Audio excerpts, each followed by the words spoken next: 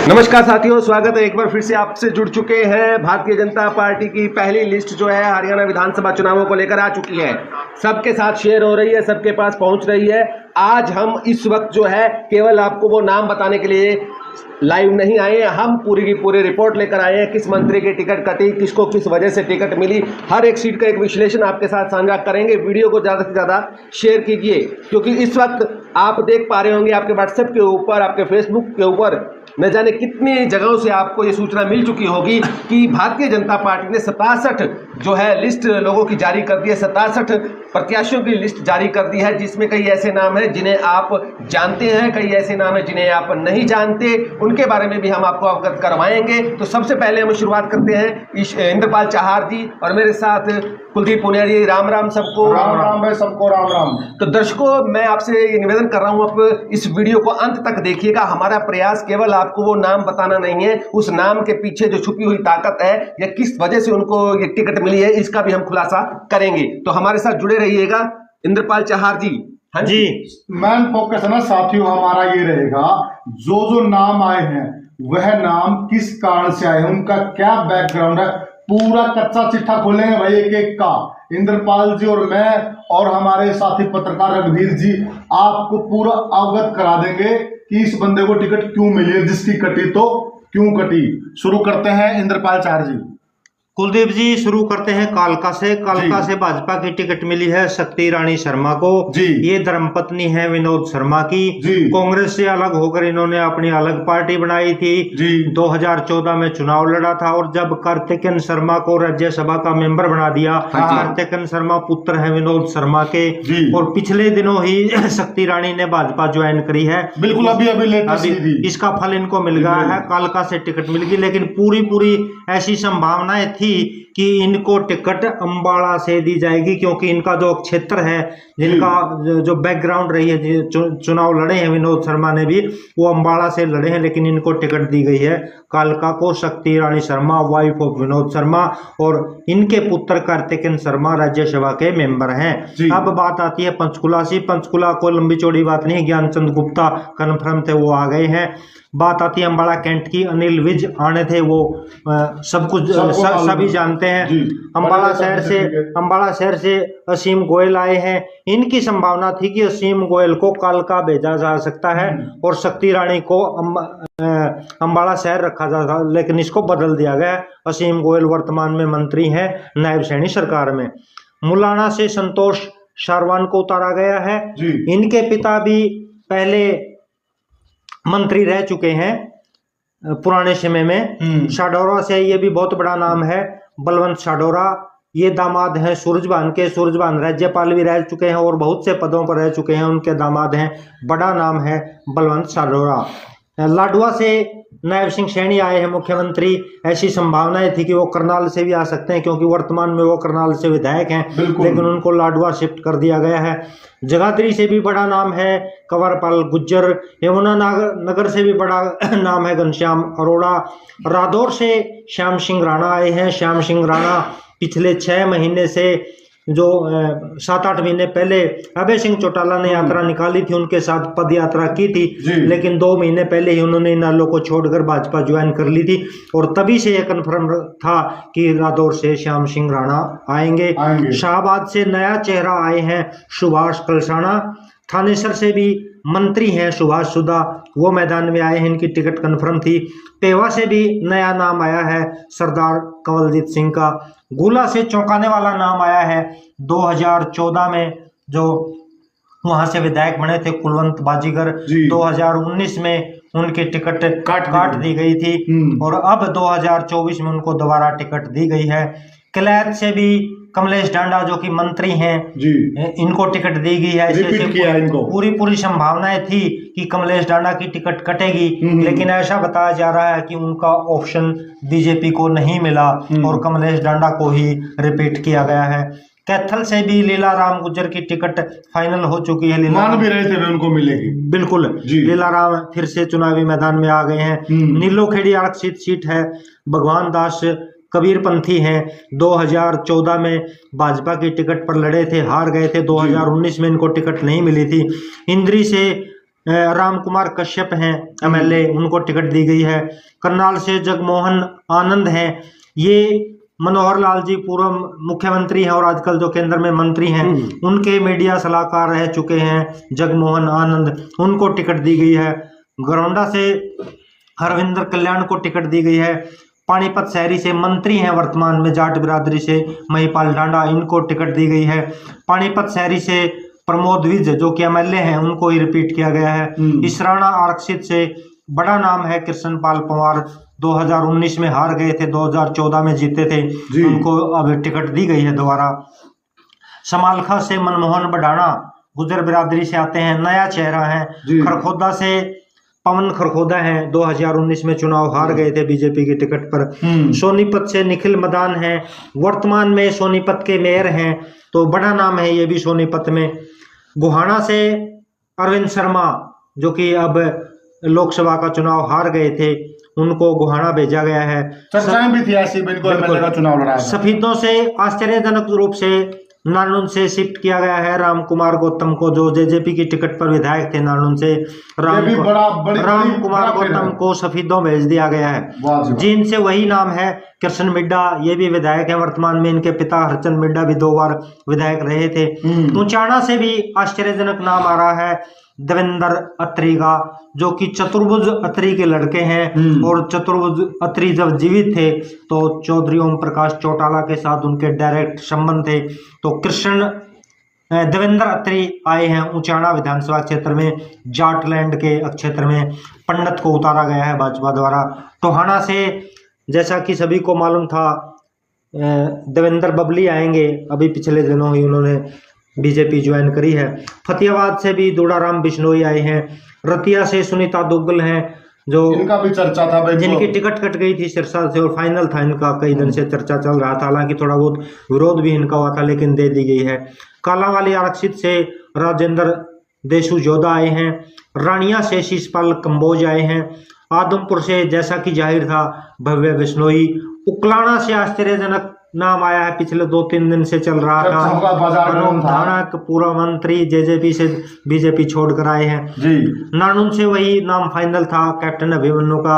हांसी से विनोद भ्याणा रिपीट किया गया है जी। बरवाड़ा बदल दिया गया है, नलुआ से रणवीर गंगवा को, नलुआ से रणधीर पनिहार आए हैं। यहाँ हम आगे का हाल कुलदीप पुनिया जी बताएंगे, लेकिन थोड़ा हमें विश्लेषण 1-2 चीज का और कर दूं जी। जाटलैंड क्षेत्र है, जींद, गुहाना, रोहतक, इस क्षेत्र में 3 ब्राह्मण नेताओं को उतारा गया है जाटलैंड में। ये एक विश्लेषण आप कर सकते हैं। गुहाना से अरविंद शर्मा, सफीदों से राम कुमार गौतम और ऊंचाना से पंडित देवेंद्र अत्री। आगे कुलदीप। बिल्कुल, आगे चलने से पहले एक थोड़ा सा दर्शकों को मैं दोबारा से कहूंगा, आप एक बार वीडियो को शेयर कर दीजिए, ज़्यादा से ज़्यादा लाइक कीजिए, कमेंट कीजिए। और हम चलने से पहले, यानी ये जो जेजेपी के जो विधायक थे, लगभग सभी विधायकों को जो शामिल हुए थे भारतीय जनता पार्टी में टिकट मिल गई है। एक ही विधायक रह गए, उनकी भी चर्चा हम अवश्य करेंगे, लेकिन उससे पहले आगे हम अगली लिस्ट जो है, जो हमारे साथी हैं कुलदीप पुनिया जी, वो आपके साथ साझा करेंगे। वीडियो को ज़्यादा से ज़्यादा शेयर कीजिए। तो साथियों जम कर शेयर कर दो भाई, आपके लिए बैठे हैं, आपकी जानकारी के लिए बैठे हैं, और खाना वाना तभी खाएंगे अभी स्टूडियो में भाई, फिर घर जाएंगे, तो शेयर कर दो, अपना प्यार लुटा दो साथियों। तो अब हम बात करते हैं साथियों हिसार शहर की।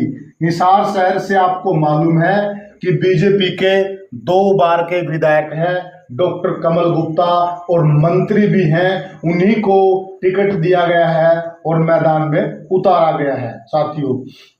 बात करते हैं जींद से डॉक्टर कृष्ण मिड्डा है, उन्हीं को रिपीट किया गया है, इनका भी बड़ा नाम है साथियों। अब बात करते हैं, नलुआ बता दिया है, भवानी खेड़ा से बताइए, भवानी खेड़ा रह गया इसमें। भवानी खेड़ा से कपूर सिंह वाल्मीकि हैं, इनको टिकट दिया गया है साथियों। और हांसी हमारे साथी बता चुके हैं, रणधीर पनियार नलुआ से बता चुके हैं। लोहारी से भाई जेपी दलाल को टिकट दिया गया है, जाट नेता है, बड़े चेहरा है, वित्त मंत्री है मौजूदा सरकार में, और उन्हीं को रिपीट किया गया है। बाडरा से उमेद पातुआस है, नया चेहरा है, वैसे पुराने हैं बीजेपी के, इन पे दाव खेला गया है। दादरी से साथियों दादरी से टिकट मिली है सुनील सांगवान को, जो सतपाल सांगवान के बेटे हैं और इनका चर्चा भी था। ये जेलर थे, अभी ये रिटायरमेंट क्या इन्होंने वो लिया है, बीआरएस लिया है। बिल्कुल, और कल ही शायद इन्होंने ये पार्टी ज्वाइन की थी, Bharatiya Janata party, BJP join की थी। जो कह रहे थे शैलजा जी के बारे में, कह रहे थे वो पार्टी नहीं जो कांग्रेस पार्टी का ये था टिकट, बिल्कुल तभी दी जाएगी जब पार्टी इनको भाई टिकट मिल गई है। और भिवानी की बात करें तो बड़े नेता हैं भिवानी के, घनश्याम सराफ तीसरी बार के एमएलए उन्हीं को है। तो शाम की बात करें तो साथियों, तो शाम से बड़ा चेहरा जाट राजनीति का सुरती चौधरी, पूर्व मुख्यमंत्री बंसीलाल की पोती है भाई। और बात करते हैं साथियों पलवल की, पलवल से गौरव गौतम जी को टिकट दी गई है। बात करते हैं साथियों पेरथला की, पेरथला से टेकचंद शर्मा को टिकट दी गई है, ये बीएसपी से पहले एमएलए रह चुके हैं। बात करते हैं बल्लभगढ़ की, बल्लभगढ़ से मंत्री मूलचंद शर्मा को भी टिकट दी गई है। रामविलास शर्मा के ये समधी हैं, बड़े नेता हैं बीजेपी के।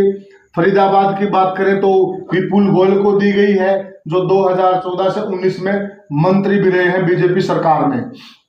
अगर दिगांव की बात करें, मौजूदा विधायक है राजेश नागर जी, उनको टिकट दी गई है साथियों। अगर बात करें साथियों महम की, महम से एक बहुत बड़ा चौंकाने वाला नाम आ रहा है इंद्रपाल जी, जो कि कुश्ती जगत, खेल जगत के बहुत बड़े सितारे दीपक हुडा जी, दीपक हुडा को उतारा गया है महम से। शायद इनका एक युवा से ही मुकाबला हो सकता है बलराम दागी से, क्योंकि ऐसा मान के चलने कांग्रेस की टिकट उनको मिल सकती है। बात करते हैं गढ़ी सांपला किलोई, बहुत बड़ी सीट है, भूपेंद्र सिंह हुडा की सीट है, इसी से वे चुनाव लड़ते हैं। इनका भी सामना होगा हुड्डा परिवार से ही, मंजू हुड्डा लड़ेंगी वहां से चुनाव साथियों। कलानौर की बात करें तो कलानौर से रेणु बाला को उतारा है बीजेपी ने।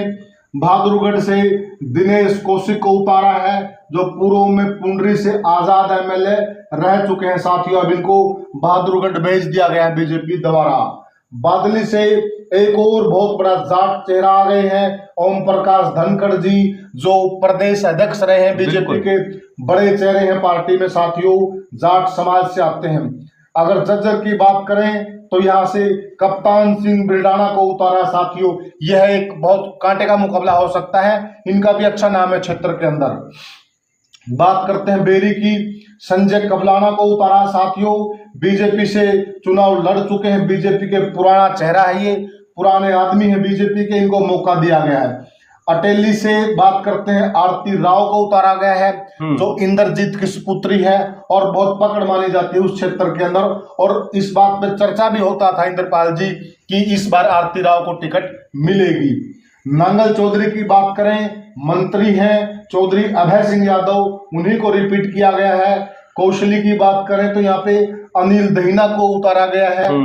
अगर रेवाड़ी की बात करें तो लक्ष्मण यादव को उतारा गया है, इनको कौशली से रेवाड़ी भेज दिया गया है, कौशली से रेवाड़ी भेजा गया है जी। बादशाहपुर की बात करें, राव नरबीर को, ये भी मंत्री रहे हैं, चुनाव लड़ चुके हैं पहले। बात करते हैं गुड़गांव की, गुड़गांव से पुराने वर्कर हैं बीजेपी के, बहुत वफादार हैं, मुकेश शर्मा जी पे दाव लगाया है। बात करते हैं सोना की, सोना से तेजपाल तंवर को उतारा है, तंवर 2014 में और 19 तक एमएलए रह चुके हैं साथियों। तो यह जो चेहरे हैं, यह बीजेपी ने इन पे विश्वास जताया है और इन चेहरों को टिकट देकर और इनको युद्ध क्षेत्र में भेज दिया गया। आप देखते हैं कि यह योद्धा क्या कमाल दिखा। बहुत बहुत धन्यवाद कुलदीप जी, आपका लिस्ट साझा करने के लिए। कुछ जानकारी आपने अवेलेबल करवा दी, लेकिन दर्शक अब ये जानना चाहते हैं आखिर वो कौन से चेहरे थे जिनकी टिकट कटी है। तो मैं चाहूंगा इंद्रपाल जी वो चेहरे बताइए जिनकी टिकट इस बार भारतीय जनता पार्टी के द्वारा काट दी गई और बड़े चेहरे थे वो। बड़े चेहरे थे। देखिए रघुवीर जी, चेहरों की जहां तक बात आती है तो सबसे पहले ध्यान जाता मंत्रियों पर। बिल्कुल। तो रणजीत सिंह चौटाला की टिकट कट चुकी है रानिया से, बड़ी खबर है। सोहना से मंत्री हैं संजय सिंह, उनकी टिकट कट चुकी है। बुआनी खेड़ा आरक्षित सीट है, बिशंबर वाल्मीकि की टिकट कट चुकी है। और पेहवा से टिकट कटनी पहले ही तय थी, संदीप सिंह, इन 4 मंत्रियों की टिकट कट चुकी है। और अगर हम जातीय हिसाब से देखें मोटा मोटा, तो अगर हम किस किस जाट नेताओं को टिकट मिली है अगर उसकी बात करें, तो कमलेश डांडा मंत्री हैं, किलैत से जी उनको टिकट मिली है। महिपाल डांडा मंत्री हैं, उनको टिकट मिली है। जी कैप्टन अभिमन्यु जाट बिरादरी में बड़ा नाम है जी उनको टिकट मिली है। रणधीर पनिहार कुलदीप बिश्नोई के नजदीकी हैं, जाट बिरादरी से आते हैं, उनको टिकट मिली है। जी चौधरी बंसीलाल परिवार में बड़ा नाम आता है श्रुति चौधरी, जी उनको टिकट मिली है। मंत्री हैं जेपी दलाल, उनको टिकट मिली है। ओम प्रकाश धनखड़ जो पूर्व प्रदेश अध्यक्ष हैं, पूर्व मंत्री हैं, जी उनको टिकट मिली है। और जैसा कि कुलदीप जी ने कहा था, एक धमाका है रोहतक से दीपक निवास हुड्डा कबड्डी का सितारा, उनको जाट बिरादरी में टिकट मिली है। जी। और किलोई से मंजू हुड्डा, इनको टिकट मिली है।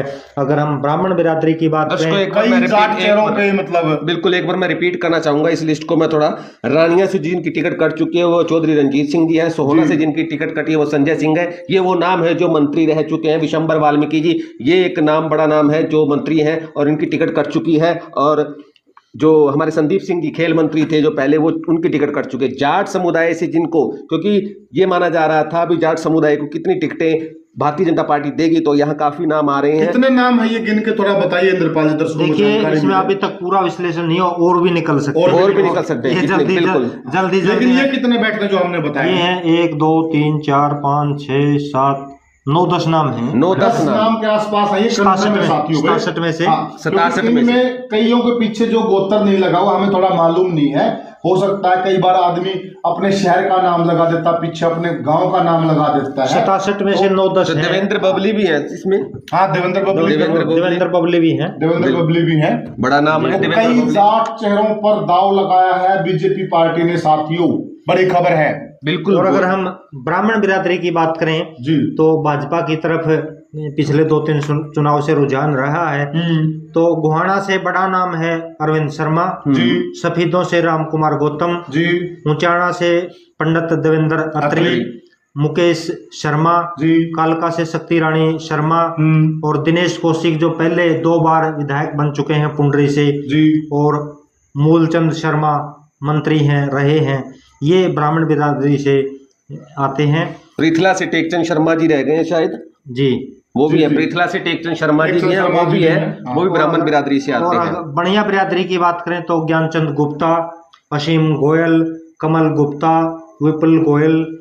पंजाबी बिरादरी की बात करें तो अनिल विज, घनश्याम दास अरोड़ा, सुभाष सुधा, प्रमोद विज और विनोद भैणा, ये नाम अभी तक निकलकर सामने आए हैं।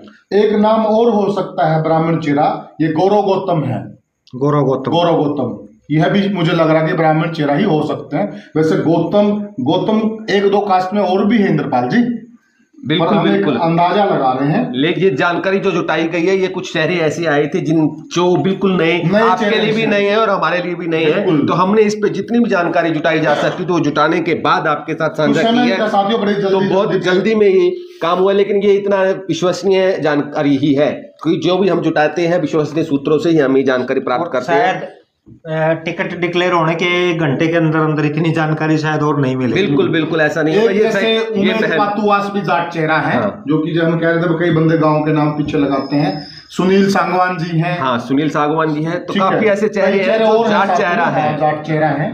तो काफी अच्छा एक कह सकते हैं परसेंटेज Combination मिला है, बनाया है। बनाया है। बहुत सोच समझ के इस लिस्ट को तैयार किया गया है। लेकिन कुछ ऐसे नाम भी इसके अंदर शामिल हैं जिन नामों के ऊपर जो है पार्टी के कार्यकर्ताओं ने या पार्टी से अन्य टिकट मांगने वालों ने विरोध दर्ज कराए थे। भारतीय जनता पार्टी ने उन सभी विरोधों को दरकिनार करते हुए जिस प्रकार से उन पर भरोसा जताया है, ये अपने आप में एक बड़ी सोचने वाली बात है। आखिर किस स्ट्रैटेजी के हिसाब से भारतीय जनता पार्टी काम कर रही है, किस उम्मीद पे वो इनके ऊपर दाव खेलने जा रही है। तो यहाँ पे आप इसमें एक चीज और हम जोड़ सकते हैं इंद्रपाल जी, बड़ी तारीफ करने वाली बात होगी। देखिए, जो दर्शक हैं, आपके पास भी बहुत फोन आते होंगे दिन में, आपके पास भी आते होंगे, मेरे पास भी आते हैं, जी बता दो जी किसको मिले किसको मिलेगी, और टकटकी लगाकर उनकी निगाहें एक ही बात की तरफ है कि किसको टिकट मिलने वाली। कांग्रेस पार्टी के लिए बहुत सारे फोन आते हैं। बिल्कुल। यहाँ बीजेपी की तारीफ करनी पड़ेगी, उन्होंने जिगरा दिखाया और सबसे पहले उन्होंने लिस्ट जारी कर दी। सबसे पहले लिस्ट जारी की है। पार्टियां कई बार इस बात पे अटकी रहती है कि सामने वाली पार्टी पहले घोषित कर दे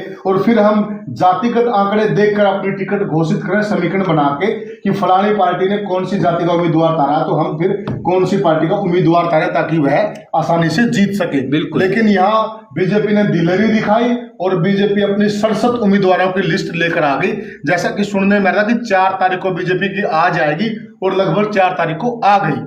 तो हिसार जिले की बात करते हैं। हिसार जिले की सभी सीटों के ऊपर भारतीय जनता पार्टी के प्रत्याशियों की घोषणा हो चुकी है और कांग्रेस पार्टी अभी भी, हमने सुबह ही एक वीडियो डाली थी जिसमें हमने बताया था 6 ऐसी सीटें हिसार जिले के अंदर है जिसके ऊपर कांग्रेस पार्टी अभी तक कोई भी निर्णय नहीं बना पाई है। किसको टिकट दी जाए अब शायद उम्मीद की जा रही है। तो राह उनके लिए आसान हो गई है, उनके लिए एक मतलब कह सकते हैं जो उनको दुविधा थी, जो अपोजिशन है या जो उनके सामने चुनाव लड़ रहे हैं वो किस बिरादरी से हो सकते हैं, क्योंकि कई बीजेपी ने मैदान खोल दिया, कई चीजें देखी जाती है। बिल्कुल, उतार दो किस मार्ग को। कई चीजें देखी जाती है जब भी ये टिकटों की फाइनलाइजेशन होती है। तो यहाँ पे समीकरण सभी देख के अब कांग्रेस पार्टी के गेंद पाले में डाल दी है। कब कांग्रेस पार्टी की सीट जो घोषणा होगी अब ये देखना बाकी है। 67 सीटों के ऊपर लगभग जो है वो नाम आ चुके हैं और लगभग 23 सीटें रह गई हैं जिन पे अभी नाम आने बाकी है। तो ऐसी हल्के की आस पड़ोस की काफी ऐसी सीटें हैं उन पे भी जब भी चर्चा होती है। हम हिसार ले आते हैं, जो हमारे दर्शक हैं, लोकल दर्शक, क्योंकि लोकल दर्शक हमारे हिसार के, किसको कैसे टिकट मिली, क्या वजह है, उस चीज पे प्रकाश डालिए थोड़ा सा। देखिए, हिसार जिले में सबसे ज्यादा 7 विधानसभा क्षेत्र हैं पूरे हरियाणा में और पूरे हरियाणा के राजनेताओं की नजर हिसार पर लगी रहती है और हिसार की जो राजनीति है जिले की वो पूरे हरियाणा को प्रभावित करती है। आदमपुर की अगर बात करें तो इसमें कोई चौंकाने वाला नाम नहीं है, पहले से तय था, सभी मान के चल रहे हैं बिश्नोई। और अब इनको देखकर कांग्रेस क्या डिसीजन लेती है वो उनको देखना है। चौंकाने वाला सिस्टम आता है उकलाना विधानसभा क्षेत्र का। बिल्कुल भाई साथियों, सारे चौंक गए होंगे आप ये नाम सुन के, क्योंकि कई भाई तो ये शर्त लगाने को तैयार होते कि टिकट नहीं मिल सकती है, परंतु जानकारियां इस प्रकार की आ रही थी कि उनको लगभग टिकट मिलेगी। आज 1 घंटा पहले भी हमारे पास पुख्ता जानकारी आ रही थी, पर हम लिस्ट का इंतजार कर रहे थे। इंद्रपाल जी, कुलदीप भाई 1 घंटा पहले नहीं, आज से 7 दिन पहले कुछ साथियों के पास ये फोन आ चुके थे अनूप धानक के खुद के कि उकलाना में ऑफिस देखिए। अच्छा। मुझे भी ये बात हजम नहीं हो रही थी, 1 सप्ताह से पहले पता था लेकिन बात हजम नहीं हो रही थी। मतलब ऑफिस लेने की तैयारियां थी, 1% भी उम्मीद नहीं की जा रही थी, क्योंकि कई ऐसे चेहरे थे जो ऐसे कहा था इस पे दाव नहीं लगाएंगे, विरोध ऐसा मान के। और अनूप धानक के आने के बाद उकलाना विधानसभा क्षेत्र की राजनीति जब कांग्रेस की टिकट आएगी उसके बाद इतनी टर्न करेगी, बहुत ज्यादा टर्न करेगी। अगर कांग्रेस की टिकट मुख्य चेहरे के पास नहीं आई जी, नरेश सेलवाल या कोई और बड़ा नॉर्मल नाम कांग्रेस की टिकट पर आता है तो ये तय है खेला हो सकता है कि खेला एक नेता कोई भी हो सकता है, आजाद प्रत्याशी के तौर पर आएगा या फिर इनेलो की टिकट पर आएगा। अगर कांग्रेस का मजबूत चेहरा उकलाना से नहीं आया, ये बात बिल्कुल 100% कन्फर्म है।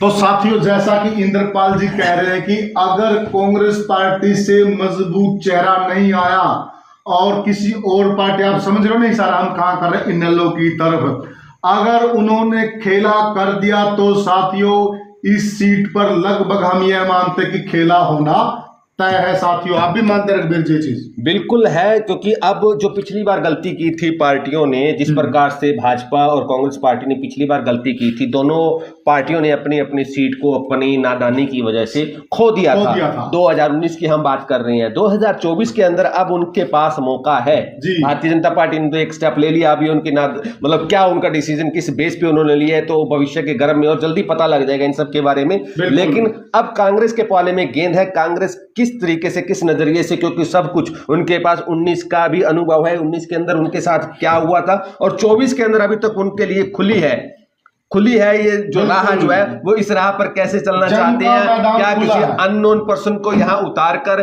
सीट जो है वो भाजपा को देना चाहते हैं या खुद एक ऐसा कैंडिडेट लेकर आना चाहते हैं जिसके आगे भारतीय जनता पार्टी को भी अपने इस निर्णय के ऊपर पछतावा हो। तो क्या कहना चाहते हैं आप आगे की सीटों के बारे में?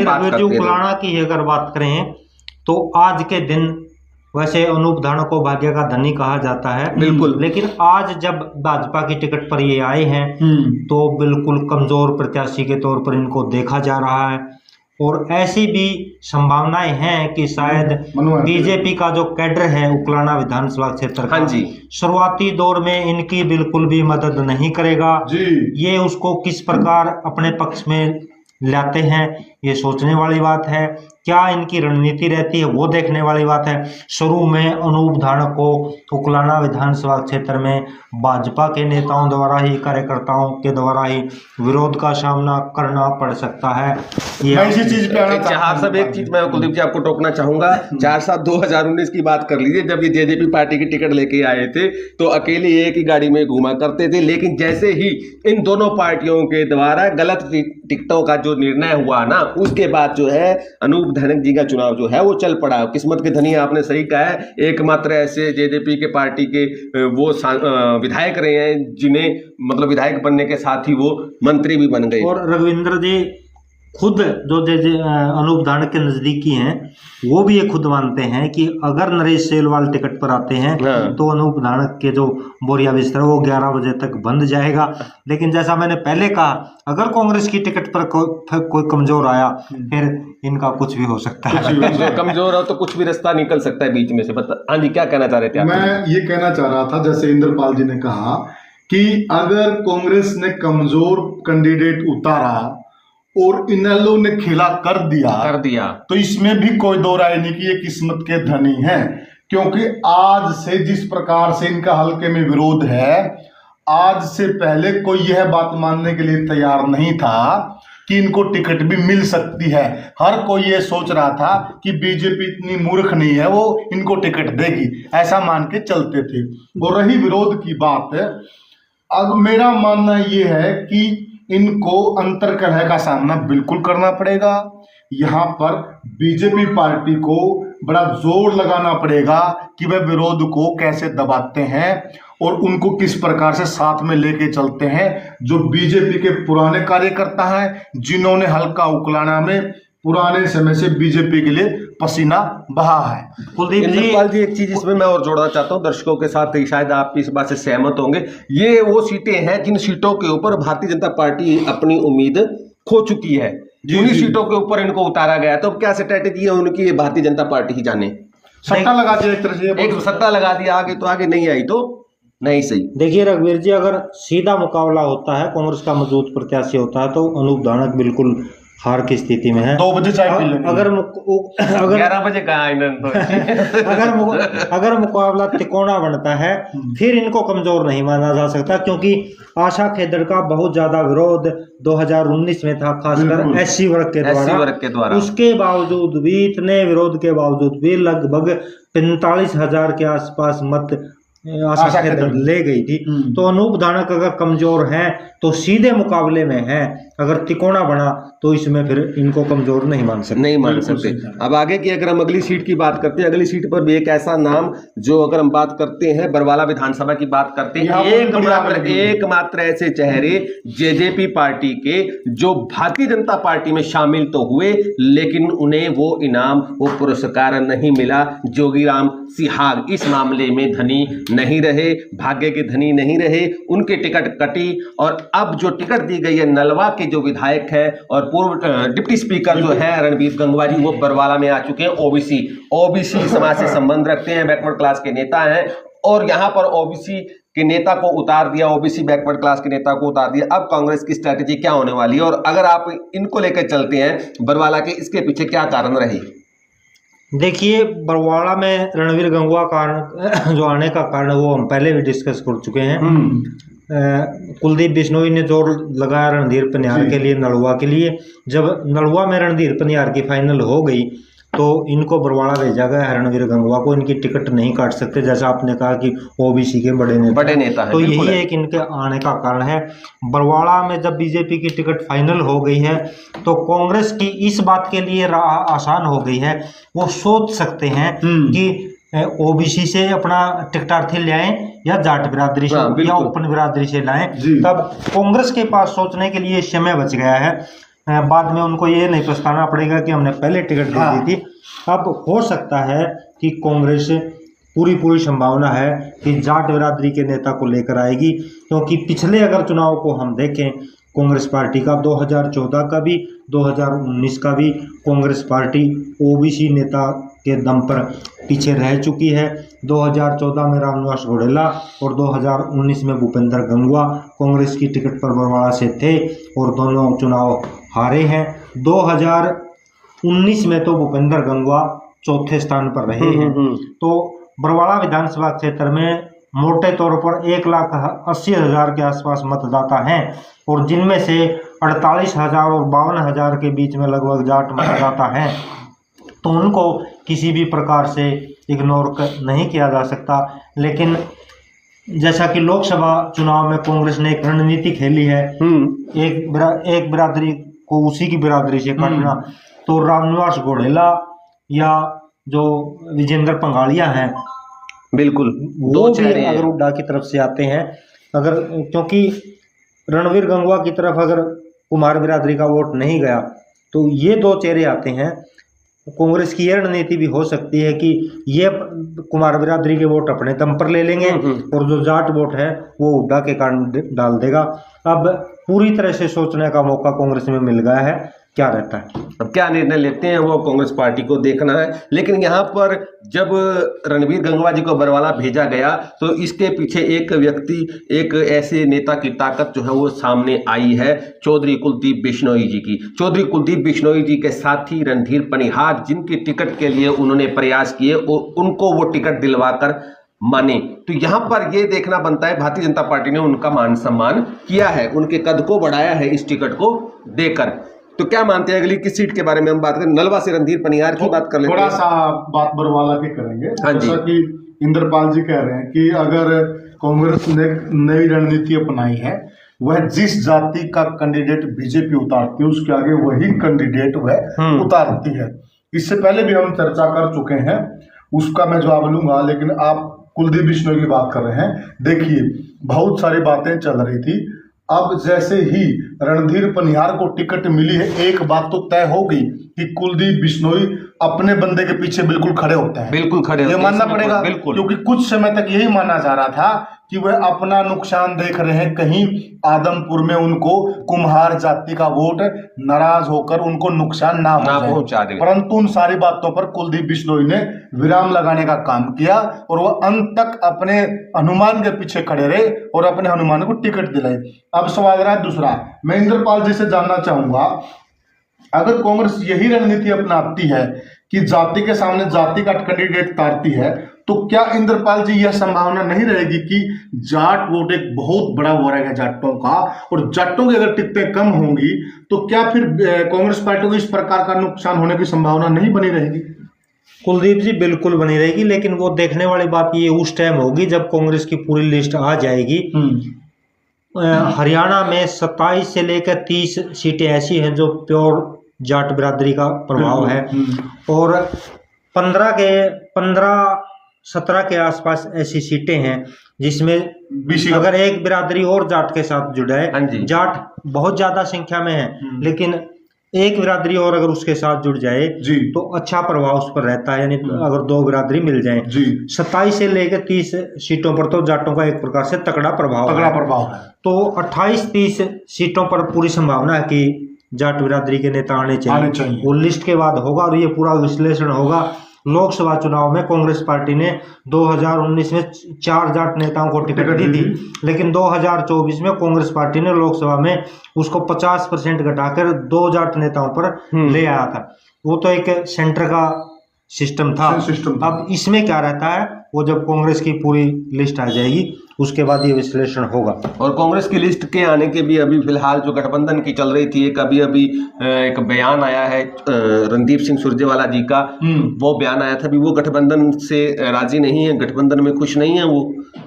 देखिए किस प्रकार का बयान आया? देखिए रघुवीर जी, हरियाणा में जैसे पहले रजवाड़े होते थे, वही काम राजनीति में हो गया है। एक क्षेत्र पर चौधरी भूपेंद्र सिंह हुड्डा का वर्चस्व है, एक क्षेत्र में कुमारी शैलजा का चल रहा है, रणदीप सिंह सुरजेवाला कैथल कुरुक्षेत्र हो गए, फतेहाबाद सिरसा का जो बेल्ट है चौधरी ओम प्रकाश चौटाला, इस तरह से डिवाइड हो गया। राव इंद्रजीत हैं यादव बेल्ट में। तो जो रणदीप सिंह सुरजेवाला ने विरोध किया है, बताया जा रहा है कि जो आम आदमी को अगर टिकटें दी गई गठबंधन सिरे चढ़ा, वो टिकटें मांग रही है, तो किलायत भी है, पेवा भी है और गुलाची का भी है। और ये क्षेत्र है रणदीप सिंह सुरजेवाला का आता है। उनका कहना है कि मेरी टिकटों में कटौती की जाएगी, इसी बात को लेकर उन्होंने इस पे विरोध किया है। तो ये इसमें मैं भी एक चीज जोड़ना चाहूंगा। देखिए, देखने वाली बात भी है, क्योंकि जो कांग्रेस पार्टी है रघुवीर जी, कांग्रेस पार्टी तो आम आदमी पार्टी के साथ गठबंधन कर रही है, वो बहुत लंबा चौड़ा नफा नुकसान देख रही है। इसमें कहीं न कहीं महाराष्ट्र का इंटरेस्ट भी जुड़ा हुआ है, बिल्कुल, क्योंकि इसके बाद चुनाव महाराष्ट्र में है और महाराष्ट्र में अर्बन जो सीटें हैं, खासकर मुंबई महानगर की सीटें हैं, उन पर आम आदमी पार्टी का जो वोट परसेंट है वो काफी अच्छा है, तो वहां पर उनको साथ चाहिए। परंतु जो रणदीप सिंह सुरजेवाला का क्षेत्र है वो पंजाब से लगता हुआ क्षेत्र है, बिल्कुल है, और वहां पे जो जट सिख आबादी है वो बहुतायत में है, अच्छी संख्या में है, और कांग्रेस पार्टी यह मान के चल रही कि वहीं पर आम आदमी पार्टी के उम्मीदवार उतारे ताकि पंजाब में आम आदमी पार्टी की सरकार है तो वहां पे लाभ मिले। परंतु यहाँ पे रणदीप सुरजेवाला का तो सीधा सीधा नुकसान है, उनके तो एमएलए कम होंगे। तो और यहाँ रघुवीर जी एक बात और है, किलायत की सीट अगर जाती है तो वो जाएगी मतलब जो बड़े नेता हैं डांडा आम आदमी पार्टी की किलायत से वो तैयारी कर रहे हैं पूरी। पेवा की अगर बात करें, पेवा में कांग्रेस के हरविंदर सिंह चट्ठा होते थे, कृषि मंत्री भी रहे हैं, वित्त मंत्री भी रहे हैं।